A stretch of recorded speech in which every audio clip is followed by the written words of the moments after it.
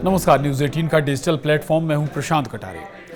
अमेरिकी राष्ट्रपति Donald Trump के भारत के रूस से तेल खरीदने का हवाला देकर भारत पर कुल 50% टैरिफ लगाए जाने के बावजूद प्रधानमंत्री नरेंद्र मोदी की रूस के राष्ट्रपति व्लादिमीर पुतिन से बातचीत हुई है। भारत और रूस के संबंधों को और मजबूत करने पर दोनों के बीच चर्चा हुई। दरअसल प्रधानमंत्री नरेंद्र मोदी ने शुक्रवार को रूसी राष्ट्रपति व्लादिमीर पुतिन से बात की। इस दौरान पीएम मोदी और पुतिन ने भारत और रूस संबंधों को और मजबूत करने की प्रतिबद्धता दोहराई है। दोनों देशों के नेताओं के बीच ये बातचीत ऐसे समय पर हुई है जब ट्रंप ने भारत पर कुल 50% टैरिफ लगाया है। अमेरिका की तरफ से ये टैरिफ भारत रूस के मजबूत संबंधों और व्यापार की वजह माना जा रहा है। प्रधानमंत्री मोदी ने एक्स पर एक पोस्ट में कहा कि मेरे मित्र राष्ट्रपति पुतिन के साथ बहुत अच्छी और विस्तृत बातचीत हुई है। मैंने यूक्रेन पर नवीनतम घटनाक्रम साझा करने के लिए उनका धन्यवाद दिया। हमने अपने द्विपक्षीय एजेंडे में प्रगति भी की और इसकी समीक्षा की और भारत रूस विशेष एवं विशेषाधिकार प्राप्त रणनीतिक साझेदारी को और गहरा करने की अपनी प्रतिबद्धता दोहराई। मैं इस साल के अंत में भारत में राष्ट्रपति पुतिन की मेजबानी करने के लिए उत्सुक हूँ।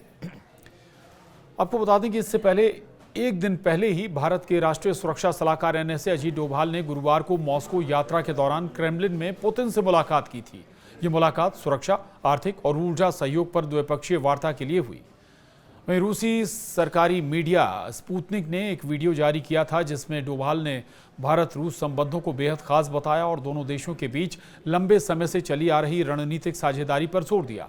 उन्होंने कहा कि हमारा रिश्ता बहुत खास और पुराना है। हम अपनी रणनीतिक साझेदारी को बहुत महत्व देते हैं। हमें राष्ट्रपति पुतिन की भारत यात्रा की खबर से बहुत खुशी है। तारीखें लगभग तय हो चुकी हैं। आपको बता दें कि रूस के राष्ट्रपति पुतिन इस साल के आखिरी हफ्ते में भारत दौरे पर आएंगे। रूसी न्यूज़ एजेंसी तास ने गुरुवार को यह जानकारी NSA अजीत डोभाल के हवाले से दी थी। अब प्रधानमंत्री नरेंद्र मोदी से हुई बातचीत के बाद ये तय है कि पुतिन इस साल के आखिर में भारत आएंगे। वहीं डोभाल ने रूसी रक्षा मंत्री सर्गेई शोइगु से मुलाकात में कहा था कि अब हमारे रिश्ते बहुत खास बन गए हैं। हमारे देशों के बीच एक मजबूत साझेदारी है और हम हाई लेवल पर बातचीत करते हैं। अमेरिकी राष्ट्रपति डोनाल्ड ट्रंप की तरफ से रूस के साथ भारत के संबंधों पर की गई टिप्पणी की वजह से ये यात्रा काफ़ी अहम मानी जा रही है।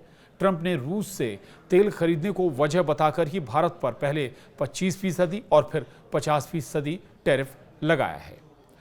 इससे पहले साल 2024 में प्रधानमंत्री नरेंद्र मोदी ने 2 बार रूस की यात्रा की थी। मोदी ब्रिक्स समिट के लिए 22 अक्टूबर को रूस गए थे। इससे पहले जुलाई में भी मोदी ने 2 दिन का रूस दौरा किया था। उस वक्त प्रधानमंत्री ने पुतिन को भारत आने का निमंत्रण दिया था।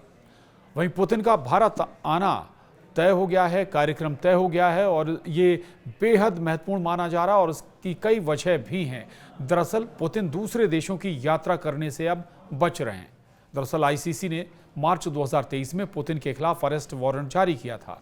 कोर्ट ने यूक्रेन में बच्चों के अपहरण और डिपोर्टेशन के आरोपों के आधार पर पुतिन को वॉर क्राइम्स के लिए जिम्मेदार माना था। ये पहली बार था जब ICC ने संयुक्त राष्ट्र सुरक्षा परिषद यानी UNSC के किसी स्थायी सदस्य देश के टॉप लीडर के खिलाफ अरेस्ट वारंट जारी किया था। अमेरिका, रूस, चीन, ब्रिटेन और फ्रांस UNSC के स्थायी मेंबर हैं। पुतिन इसके बाद से दूसरे देशों की यात्रा करने से बच रहे हैं। वो पिछले साल G20 समिट में शामिल होने भारत नहीं आए थे। उनकी जगह विदेश मंत्री सर्गेई लावरोव कार्यक्रम में शामिल हुए थे। इस साल के आखिर में ब्राजील में होने वाली G20 समिट में भी पुतिन के हिस्सा लेने की कम संभावना है। आपको बता दें कि चीन के बाद भारत रूस तेल का सबसे बड़ा खरीदार है। यूक्रेन युद्ध से पहले भारत रूस से सिर्फ 0.2% यानी 68,000 बैरल प्रतिदिन तेल इंपोर्ट करता था। मई 2023 तक ये बढ़कर 45% यानी 20 लाख बैरल प्रतिदिन हो गया। जबकि 2025 में जनवरी से जुलाई तक भारत हर दिन रूस से 17.8 लाख बैरल तेल खरीद रहा है। पिछले 2 सालों की बात करें तो भारत हर साल 130 अरब डॉलर यानी 11.33 लाख करोड़ रुपए से ज़्यादा का रूसी तेल खरीद रहा है। आज के लिए इतना ही। नमस्कार।